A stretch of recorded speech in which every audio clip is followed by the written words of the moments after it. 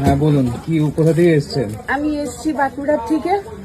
আর আমার 4 বছর ধরে আমার পেনশনটি আটকে ছিল। কোনো কারণে আমি পেনশন আমি পাচ্ছিলাম না। পেনশনের খাতার থেকে আমার নাম উঠে দিয়েছিল।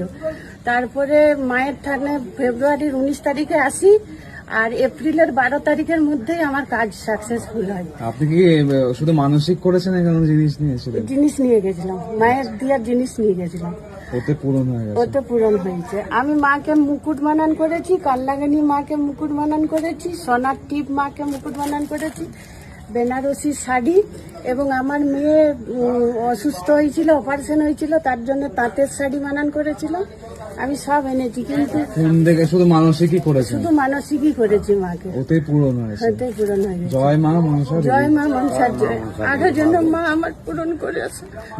3টি মা, আপনি এগুলি রাখুন, মাকে পড়াবেন।